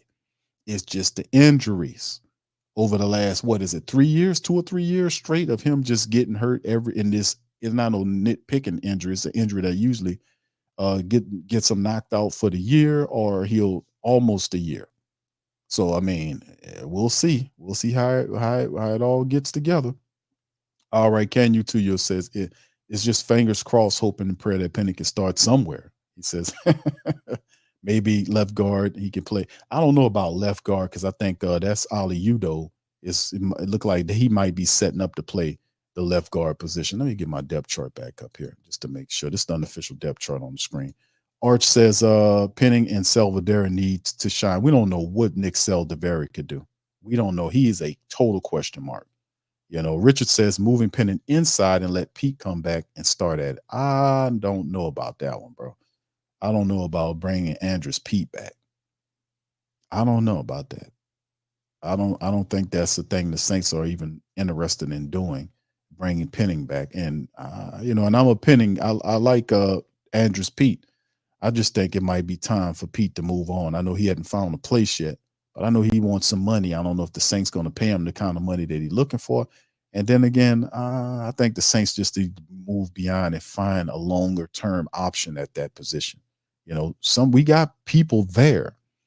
The Saints, it's up to the Saints offensive line coach and the offensive staff to get these guys good. You have talent there. Look at here. This is up here. This is the offensive run you're looking at. They have talent at the offensive line. Penning's he's not a bust to me. Doug Marrone he probably was the wrong coach for him. Doug Marrone helped Cesar Ruiz when we thought Cesar Ruiz I was calling the man Caesar Salad Ruiz. I was calling him Caesar Salad Ruiz, but he was more respectable over the last 2 years. He earned that contract in part. So, and that was Doug Marrone helped Ruiz become a solid guard. And I said this before, can Benton do that for Penning and Fuaga? And people saying he can. Ali Udo is another dude that knows Clint Kubiak's system. So he could be one of the guys that's speaking to these other guys about getting things together. Like I said, everybody's learning, but they have talent there. We just don't know what it is. Nick Seldaveri, very talented, plays multiple positions. We haven't seen him play because he's been banged up. What does Landon Young have? Landon Young is like the X factor in the room for us in the offensive line. We've seen Landon Young play in different spots. Is Landon Young ready to step up and do something for us? Is Landon Young ready to step into a starting position to challenge one of these young tackles? Where is Landon Young? Landon Young been here for a while. Is he finally ready to do something? Remember, we picked him up for what in the 6th round or something like that from Kentucky several years back. Is Landon Young really ready to step up here? And then of course they have a bunch of undrafted guys behind them, but I think the Saints will be adding some more guys. It might be no big name guys. It might just be Shane Lemieux and Justin Herron. We'll see, man. It's still a lot of time. Byron says put Fuaga left tackle, Penning at right tackle. Okay. Can you do some good with left tackle, right tackle switch? Maybe they'll try it out in the preseason. Thank you. T. Will says you can shift the O-line all day and night, but if dumb, but if dumb, and I know who you're talking about, don't call out the blitzer. It's back to the drawing board. Thank you, T. Will. Appreciate you, my brother. Charles says Penning is the right tackles. Some players can't play different positions. Just put him where he plays and see what he can do. Indeed. Thank you, bro. Tuck says I'm out. All right. Thank you, Tuck. Appreciate you. Inevitable. What's up, Inevitable? How you doing, man? Says I would like to know what Tyron's pitch to Simmons was. What an addition it would be. Yeah, Simmons. I like Justin Simmons, but I don't know if the Saints will be willing to pay Simmons. Simmons ain't gonna work for free, bro. That's the thing about Simmons. We could definitely use a safety there, man. But then again, the Saints, how high are the Saints? They feel good about Jordan Howden.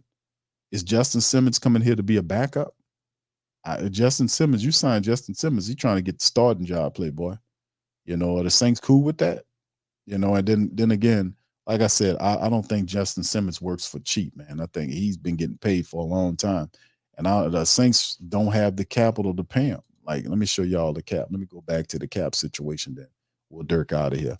But here it is right here. This is the cap situation for the Saints at right here currently. And that's before they sign any of their draft picks. So we'll see how it all goes, fam. It's a lot going on. All right. So anyway, Brother Travis, how you doing, man? Shout out to you. Richard says Doug had a part in Penning's failing. Penning went all offseason in training camp with no competition. And the first 5 games of regular season, they had no clue he was struggling. I mean, how is that even possible, though, Richard? That's the crazy part about it when we kind of get at these people. Elvin Kamara said that. He was like, where's, guys were false starting and doing all this other stuff, and nobody wasn't saying nothing. How you not saying nothing? The guy's false start. Pre-snap penalties and all this, nobody gets fussed at.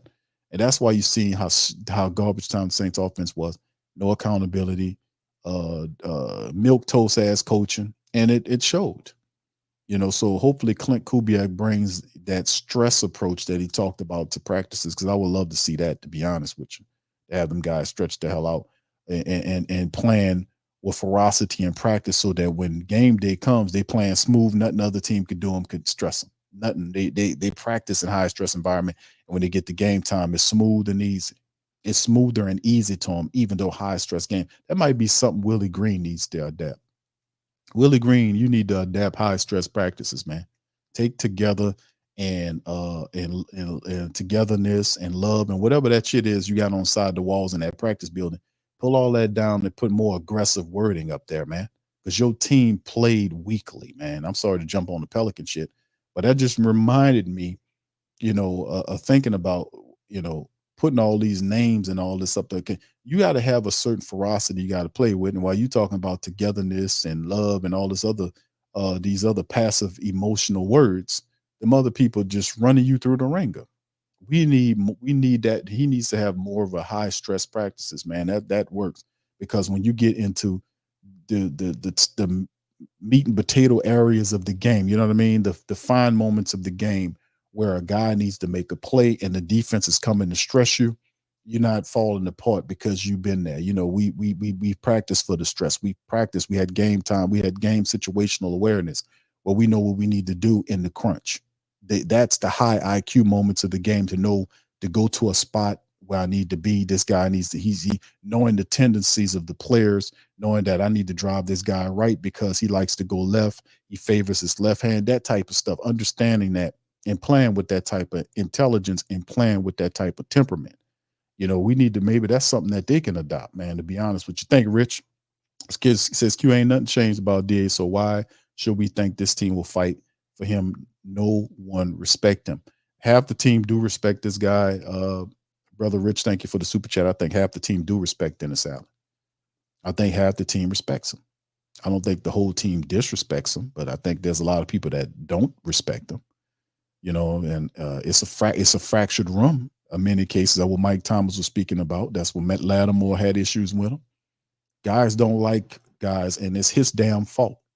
It's his damn fault for what he does. Stop coddling Carr. Stop being so freaking off code. You know, when he threw his team under the bus, that was some weak bullshit, and I'm pissed off that Mickey Loomis, who's also weak, didn't call him out for that. Whatever this guy does, they just protect each other, and that's bullshit, man. That's why it's like the team is fractured for a reason. It's cause and effect. It's basic logic. Things happen for a reason. It just didn't happen. The guy just didn't say all of a sudden, I don't like this guy, or I don't want to be anymore, whatever the case may have been. Or, you know, and Michael Thomas tweeting, well, Mike Thomas tweeting in the media makes it about him tweeting, well, you don't do that. That's bad for the team, while not saying anything about what Dennis Allen is doing. You want to talk about what Mike did on Twitter, which is harmless, versus what DA does when he threw his team under the bus. I don't care whether or not if they ran the play, they were wrong for running the play, but he was wrong for telling the world he did it. We should have never found out about that until well after into the offseason. Should have known about it. There was no need for him to go run up to the podium and then blab his guts to the world. Well, I ain't tell him to do that. They did that on their own. And he has a right to be mad and then apologize to Atlanta. That's doubly worse. You know, so that's why people are like, man, what is this? What's going on here? And then Mickey Loomis don't even open his goddamn mouth to criticize it and say, hey, man, listen, I don't approve of what he did. I had a talk with Dennis. I told him that's not how it goes. He's so off code and back ass that he didn't even talk. See what I'm saying here? It's a thing about how to handle people and what you do. It's a code in that locker room. Them guys are conditioned. I say condition. I use the word condition a certain kind of way because a lot of us have the same type of conditioning. If you was an athlete and you played, whether it's in high school or college or whatever, all those systems are the same system because it kind of breeds you to a certain way to get you ready for the highest level if you're going to get there. And the conditioning is to understand team-based principles, team-based concepts. There's no guy that's as part of the team that's higher than the team. That type of stuff. Because you need that type of mentality because you bring in different people from different walks of life, from different parts of the world, all together, from different philosophies of football, all this together. And you're going to bring them together in one room and say, let's win a game, and then win another game, and then win another game, and keep winning games until we win a championship and beat other teams that's trying to do the same thing. The most on-code team always beats the off-code team, always. You know, and that's a part of having a coach that's off code, that's just, you know, whatever. But see, the thing is, what's going on is people are banking and hoping that Dennis Allen doesn't poison the offensive side of the ball by going over there and getting involved. The cold-blooded part about it is you need him to get involved because he's the head coach. What if Clint Kubiak struggles? Then what we do? What if he struggles? What if he needs Dennis Allen to go over there and do something? Is Dennis Allen going to go to him and keep an eye out on him, make sure he does what he's supposed to do? Is he going to do that? You see what I'm saying? That's a part of, being a head coach in this league. He has to be a head coach to get that. So it's a lot of stuff that we want them to win, but most of the times teams don't win despite their coaches. I'm gonna keep it $1.15 with you. Most of the times teams don't win despite their coaches. Now he got 9 wins. All he needs is one more win, Q. Man, listen, fam. I'm just saying at the end of the day, he has to be better as a head coach. And each year, is he getting better as a head coach? Same damn question I ask every offseason before the season get going. I ask the same question over and over again. Is Dennis Allen getting better at a head coach, as the head coach? Is he getting better? And what I mean better is he learning to be more of a better motivator? Is he learning how to be an actual head coach as opposed to be a defensive coordinator that's just has a head coach title? It's a difference. There's a difference between a head coach and a defensive coordinator with the head coach title, which is he's the second one. He's a defensive coordinator with the head coach title. He's not a head coach, because the head coach would allow his defensive coordinator to call plays while he oversee the entire team. He's not going to do that. He wants to call plays. And he's a good defensive coordinator, but you are the head coach. You got a defensive coordinator. You can't be 2 defensive coordinators, right? So like I said, man, we just have to monitor it. The team that we looking at him, he's going to lead the offensive line, and it's really on Clint Kubiak to get the offense together. The defense is cool. I'm going to ask you all this final question and I'm up out of here. Have we ever seen a system before? And I'm just the great Saint think tank. Have we ever seen a system before, y'all name it, where you had a head coach that was a defensive coordinator, former defensive coordinator that became a head coach, still calls plays, that allows his offense to do whatever it's do, and it has tremendous success? Did they ever have a situation like what the Saints are doing right now? I mean, exactly. Not like, but exactly. Let's change that to exactly. Was there ever a system before in the NFL's history that was ran like we got it right now, with the defensive, with the coach strictly about defense, handling the defense, and passes the offense to another guy and say, here you go, you run it, and I'm gonna just run the defense, you run the offense? Have we ever seen that in the NFL? And I don't want to hear about it unless it was a championship. Have they ever won a championship doing that? Did they ever win a championship doing what the Saints are doing right now? That's what I'm asking you. Is there any way we can link to that? Did we ever see that before? That what the Saints are running right now, did we ever see that win a championship? That's the question I'm asking y'all. Did we ever see this before? Did we ever see what they're doing win a championship? I'm throwing that out there to the family. Did we ever see that before? Y'all answer that. I know I got y'all. That's a pretty good one right there. That's a pretty Kevin, I see you. All right. Yeah, you're not, hold on now, Kevin. No, you're not qualifying. You're not qualifying. Let me tell you. I told you guys, you're not qualified to talk about Dennis Allen. You can't talk about my goddamn coach. Let me tell you something. You're not good. You're not qualified. Well, how you get qualified, Mickey? What we need to go? Well, I'm glad you asked it. You got to call up the Saints facility, and there's a special department. And then what you do is you say you want to be qualified. And then there's a Mickey Loomis qualification form. You fill it out. And of course, on that form, there's a waiver. You're not allowed to criticize Dennis Allen. Then you're qualified. Oh, okay. How much does that cost? Each? Well, I'm glad you asked that. Each qualifier is $150. Oh, okay. Mickey's issuing out the certifications for those who are qualified. That's $150. Yeah, and to pay it directly to Mickey Loomis. All right. So what y'all think? Did y'all ever see that before? I'm asking the question, man. I want to know. All right. Yeah. Okay. Richard says Atlanta was almost there. 28. Oh, no, don't. Let's not put them up there. Platinum Edition says, Q, what are the chances we land Simmons? I feel it's a good chance. I mean, it could be, bro. I mean, it depends on how much money Simmons wants. I mean, that's the sticking point, man. And what are the Saints willing to pay it? I mean, he doesn't want to play for cheap. He doesn't play for cheap. He wants to make some money. And Saints have $7.7 million, almost $7.8 million. And they still got to sign draft choice. They got a few other moves they got to make. It depends on how much money he wants, bro. But if he's willing to work for cheap, he can work his way into a starting job. He'll be competing with Jordan Howden for the job, because I know he's not going to. I mean, because Simmons sees himself as a starter.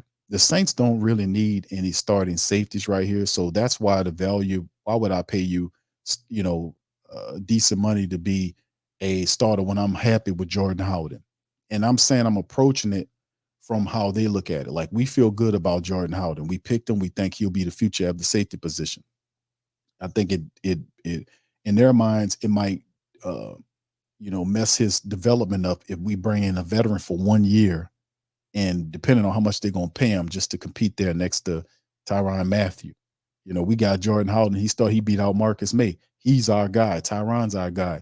If Jonathan wants to play for us, let him play for cheap. And this really, I don't think he wants to play for cheap. So it's those two things we're looking at. Oh yeah, I'll tell you, you got to come over here. All right, Kevin said, meaning kissing Loomis backside. Well, hold on now. I ain't say anything about that, Kevin. You're putting words in my mouth. I didn't say a lickety split word about kissing backsides. That's just absolutely unbelievable. That's terrible. I didn't say anything about that. I strictly said, I was saying that you call the Saints number. There's a department. You call up there, and you get your qualifications. And you can't go to the games. It's only good to talk online. It costs $150. And you can't criticize Dennis though. That's a part that's on there. You got to sign that. All right, Dre says maybe it was Bill Belichick. I don't know, bro. We need to figure that one out, bro. We have to figure that out. We got to figure that one out, because I don't know. Has this been done before? We need to get the researchers at the Great Saint Think Tank to dig into this question I'm asking, because we should have been asking this question 3 years ago. We got some intelligent people up in here.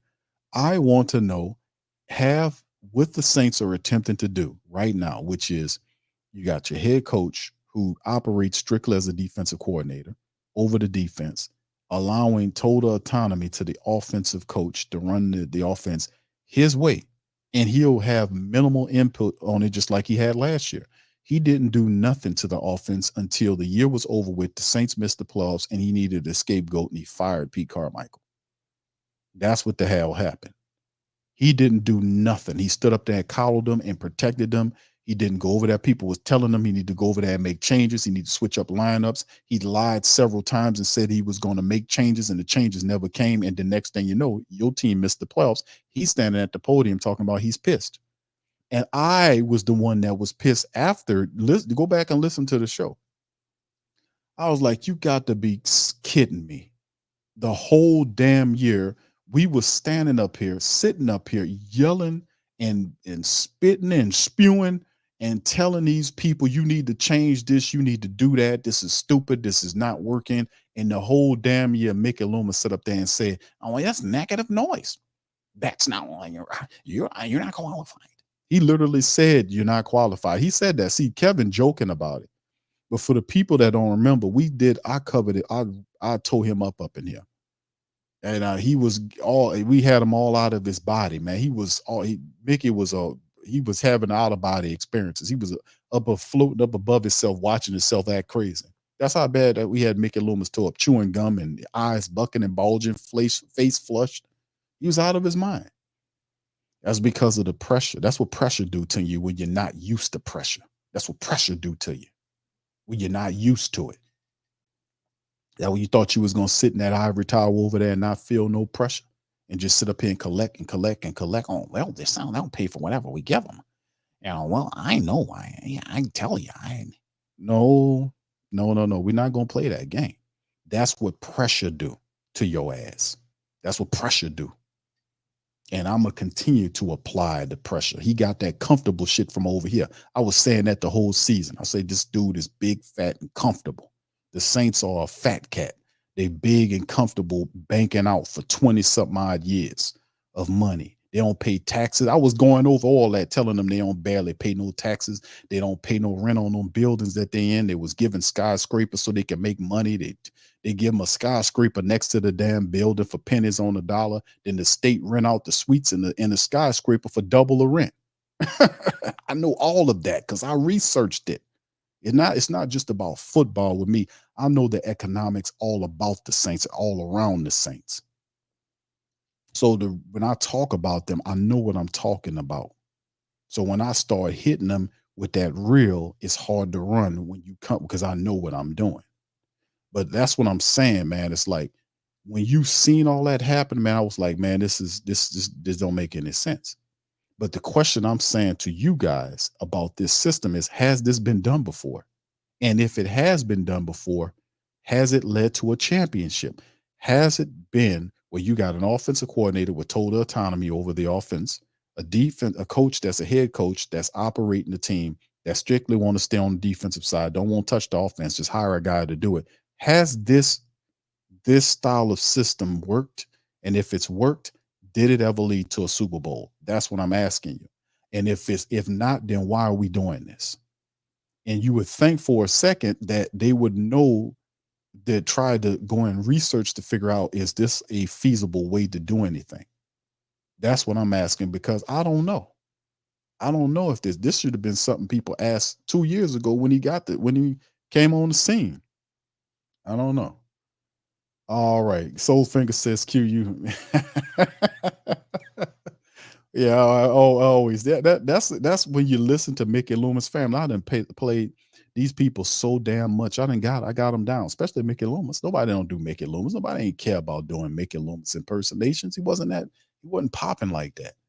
He wasn't popping like that. Then one day I listened to him so much and I started getting his cadences down, the way he talk, how he winds his words. And they said that he's not very what was the word the guy told me? He's not very amused at my impersonations.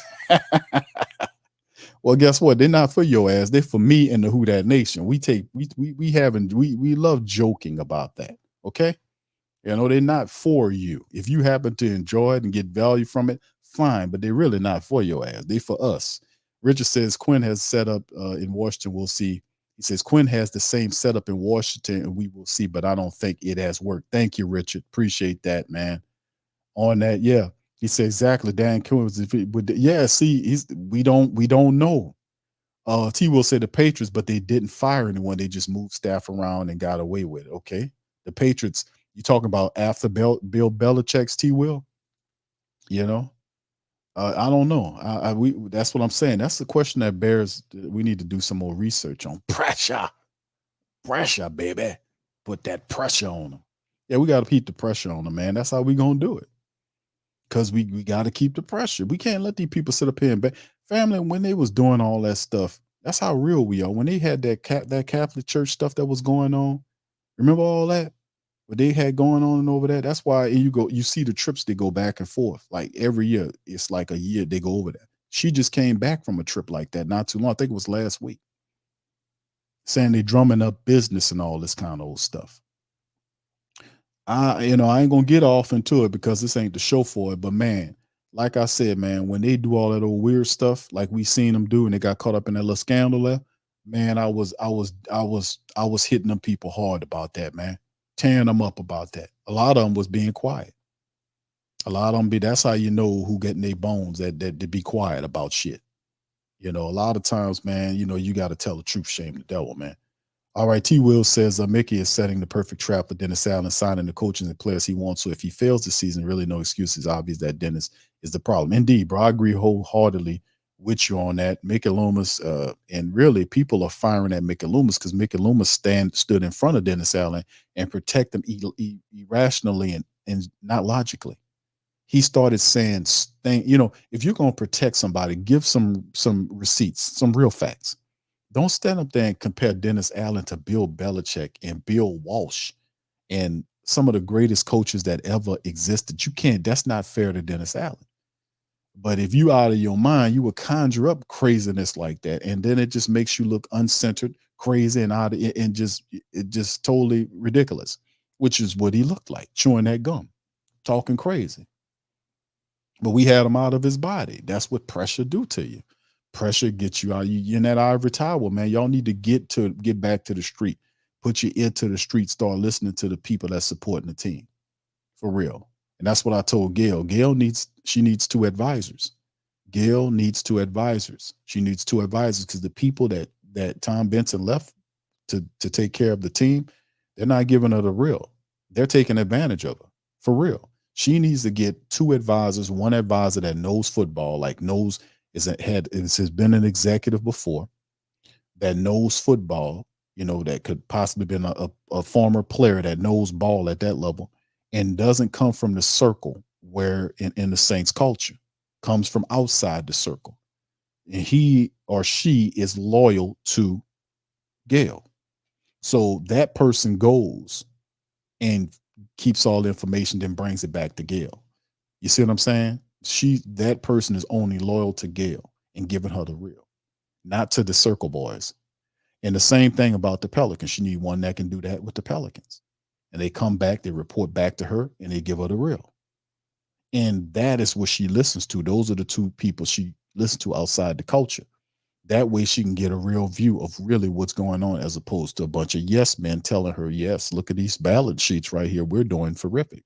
Because every year over the last 3 years, she made $1 billion more, according to Forbes. Every year was an exact $1 billion. It was 6, and then it was 7, it was 8, all this kind of old stuff. $1 billion a year. But the team ain't make the playoffs in 3 years. But is she making more money? Well, that's tied to her holdings and cars and all that. Listen, she getting paid with the car dealerships, but the real money is the teams. That's where the money is, the teams and the deals behind the teams. Well, you have to pay them taxes. You can imagine how rich you would be if you didn't have to do that. So I mean, it's a lot of sweetheart stuff going on, and that's why I rock at, man. I keeps it real deal Holyfield. A lot of people don't want to talk about that because they don't know about that kind of stuff. Rose says, can't say that you see him watching Big Q, so the mob boss put horse in your bed. They're not going to be mad about that because they don't think that we can do anything about that to stop them. They ain't worrying about what I'm saying, man. But as long as you listening, I know you're going to have an impact because what I'm saying is the truth. That's how it go. Pelicans notice you got him with the gum. Yeah, he was out of his body, man. We know that. What's up, T Dirty? Says, yeah, I like the undrafted tight end we got. He looks like a baller. Yeah, a Hulker. Yeah, it's a good dude there. T Dirty says Mickey Loomis wasn't chewing gum. That was spackle. Oh, that's just disgusting. Yeah, man. We all know, and I asked y'all that. Remember that, Lisa? When I asked y'all that about the gum, I was like, it wasn't ever a situation if y'all was coughing. Did y'all use gum to stop from coughing? And y'all was like, hell no. I was like, okay, thank you for verifying that. Soul Faker said you're right about that, Big Q. He was crazy than a horse rat for saying that. How can he compare DA to real coaches? He was desperately trying to stand in front of DA to catch the bows and arrows. He thought he was doing something to protect his coach. But you don't do that when the coach is at fault. You don't stand in front of the coach when he's failing and he's losing. And when you need to be holding him to accountability, you're standing there protecting them and coddling them. That don't help your team. It makes him look weak. And he is and no disrespect, he's a weak coach. We know that he knows he's a weak coach. He knows that. He knows he's not, man, not no alpha dog, man. We know that. We know that. We can see how you coach. We see how you talk, how indecisive you are. How when he is looking down when he talking and all that, man, you ain't no leader, man. Where you gonna lead people to? You can lead these guys through a successful picnic. But in the end, I'm not gonna go into it, man. We're gonna see what goes on there, man. But at the end, man, all I can say, man, is that in the end, I want to see, has this worked before? Has there been a situation in recent history where the type of thing that the Saints are doing, where he leaves the offensive coach alone to run the offense the way he is, did that ever get us a championship? A couple of family members had threw out some recent examples, but it had no results. So we don't even know if this is a thing that's going to actually work. This is just it's practice. It's an experiment to figure out how we're going to go. But it can win if the coach that he bringing in, it's not hard. We just got to learn how to run the ball, man. Take care of the ball, run the ball, play action off the back of the run. If we can do that, we might have some success defensively. I think he coaches a good game, but I don't know if using this exact thing will work. That's why I kept saying Dennis Allen needs to kind of elevate up to head coach level in full and let somebody else call the plays so he can concentrate on the other areas of the team. Like if the offense, if Clint Kubiak needs another offensive lineman, get him whatever he needs. Go tell Mickey Loomis we need to do this, we need to do that. Get him whatever he needs within reason to make the offense work. That's what I'm saying. Like I understand, Me personally, I do like Chase Young. I like Willie Gay, but I would have approached it a little bit differently. I would have been going after the offense, like getting Clint Kubiak off top, knowing, listen, man, what do you need? Well, listen, I need this and I need that, and getting him offensive pieces because the offense needs more help than the defense. The defense got, they got Chase Young, they got Willie Gay, they got today they got Will Harris. They've got people like, if I had to poll the Who Dat Nation, which unit is stronger, you would run away with it and say the defense is stronger than the offense. We needed to put more resources through free agency and the draft toward the offense to elevate that, because without an offense, we can't win. We ain't gonna win nothing. We're not gonna win. But so we're gonna count on a lot of young people because of bad money making decisions. Thank you, Mickey Lomas. Cooking the books and kicking the can, not the C-19 stuff like he told you a couple of weeks ago. Well, C-19, that was the problem. When C-19 hit, that kind of really kicked our butts. A quick question: a guy in the back with the blue hat. Yeah, Mickey. How long ago was C-19? Oh, well, that was 2019, 2020. What year are we in right now? Oh, well, 2024. What's your point? That was some time ago. Before you talk about the C-19, I think the league kind of got through a lot of that. Now, don't get me wrong, there was a small percentage of that, but the majority of this is you cooking the books and kicking the can. That's what you did. That's why you got all these funny money deals, these voided years, and that's why we got to creep through economically now, because of what the cooking the book and kicking the can philosophy that Mickey Loomis was using all these years. But he'll never tell your ass that, oh, well, listen, the reason why we're cap strapped right now is because of me. I admit it. It hurts me to say we cooked the books and we kicked the can, and now it's kicking us in the can. All right, I won't say the other word. That's vulgar, and I'm trying to be profound, not profane. So I apologize. It's all on me. I was trying to get a bowl. I was trying to get a chip. And I apologize to the Who Dat. You'll never get that shit. That was the closest that you will ever get to it, right? What I just said. And that is facts. 100% facts.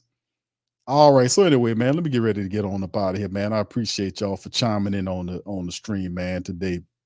Listen, truthfully, man, I'm gonna be honest with y'all, man. I don't know if I ever seen this happen before. I don't know if it can happen, but Clint Kubiak, if he can get the Saints to run the ball, and if he can be accountable, because we're gonna need all that. We got them to eliminate. They got to eliminate. We know they're not eliminate all of the pre-snap penalties. They're not going to do all of that. We know they're not going to do all of that. But we need them to be more of a disciplined, accountable team. If we can get that, we might be all right. We might be all right. Because the defense, if they can stay healthy, they look like ball players. But Clint Kubiak is the answer to the Saints' success question. It is all on him, and whether he could take what he got, what the Saints have given him so far, and turn that into something. That's pretty much what it is in a nutshell right there. All right. So anyway, with that being said, let me get on out of here. Listen, I appreciate y'all for chiming in. Y'all hit the like button. Feel free to share the show on your social media feed. Hit the notification bell. If you're on Twitter, give me a retweet, man. I appreciate y'all listening from the gram, from Facebook, all the other platforms. Shout out to you guys.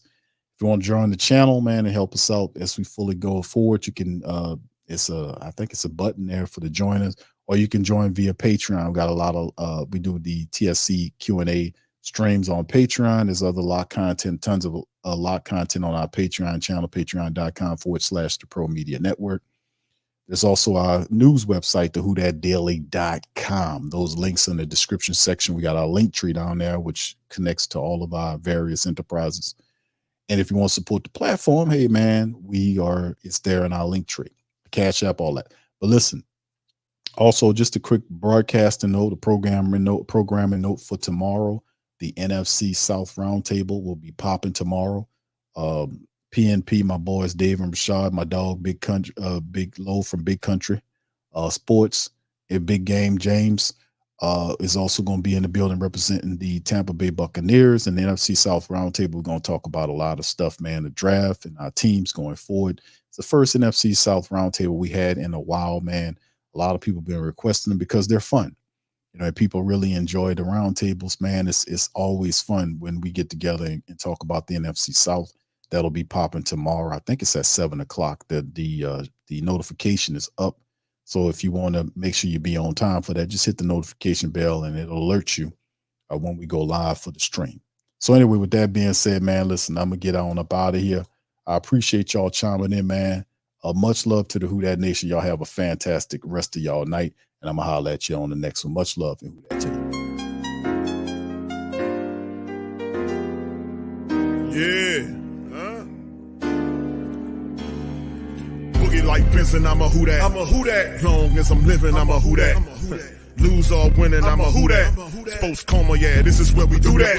Where we do that, where we do that, where we do that, where we do that, where we do that. Boogie like Benson, I'm a Who Dat. I'm a Who Dat. Sports Coma, this is where we do that. Where we do that. Welcome, welcome, welcome. Somebody please better help. Running this thing like Elf. I thank God every day I'm not a felt. Go to YouTube Live with Big Q and the guys. If you ain't ride or die, the bandwagon get flipped. Been marching in, that was way for the ring. I was yelling out your shade for the championship. Bucking on town, duck down. Falcons, pluck, get shut down. Panthers ain't much touchdown.